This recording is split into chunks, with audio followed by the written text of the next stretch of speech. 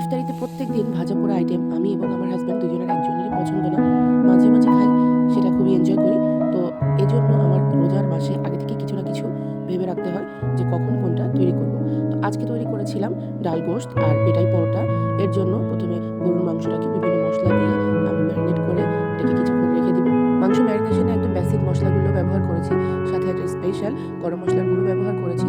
এখন প্রেসার কুকারটাকে আমি চুলায় বসিয়ে দিলাম। এটা মাংস সেদ্ধ হওয়া পর্যন্ত আমি জাল করে নিয়েছি। এবার এতে আগে থেকে আধা সেদ্ধ বুটের ডাল আমি দিয়ে দিলাম। এই বুটের ডালগুলো আমি ১ম রমজানে সেদ্ধ করে ফ্রোজেন করে রেখেছিলাম। এখন ডালটা ভালোমতো কষিয়ে নিয়ে এতে আমি পর্যাপ্ত পরিমাণ ফুটানো গরম পানি দিয়ে দিলাম। এবার এটাকে ভালোভাবে জাল করে নিব। রান্নার একদম শেষ পর্যায়ে আমি একটা বাগার তৈরি করে নিচ্ছি। মোটা, মোটা করে কাটা রসুন ও পেঁয়াজ তেলে ভেজে আমি এটাকে মাংসের তরকারিতে দিয়ে দিলাম। এদিকে আমি আগে থেকেই পরোটার ডো তৈরি করে রেখেছিলাম। তো সেটা দিয়ে আমি পেটাই পরোটার জন্য লেচি তৈরি করে নিয়েছি। এখন পরোটাগুলো একে, একে বেলে নিব আর সাথে, সাথে ভেজে নিতে হবে। এটা রেখে দেওয়া যাবে না। একটা, একটা করে বেলে একটা, একটা করে ভেজে নিব। তো আমি ১ম এ হালকা একটু ভেজে এরপর প্রয়োজন মতো তেল দিয়ে দিয়েছি।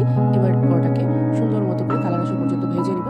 ভাজা হয়ে গেলে এবার এটাকে পেটানোর পালা। পেটাই পরোটার নামটা হয়েছে মূলত এইজন্য, এটাকে ভালোভাবে এরকম পেটাতে হবে। তাহলেই যে পরোটার লেয়ারগুলো, লাচ্ছাগুলো এভাবে খুলে আসবে। তো এভাবে ভেজে আমি এটাকে হটপটে রেখে দিয়েছি। আর এদিকে আমাদের ডাল গোশত রেডি। সাথে কিছুটা সালাদ কেটে নিয়েছি। তো এই তো আজকে আমাদের ইফতারির মেইন আইটেম রেডি।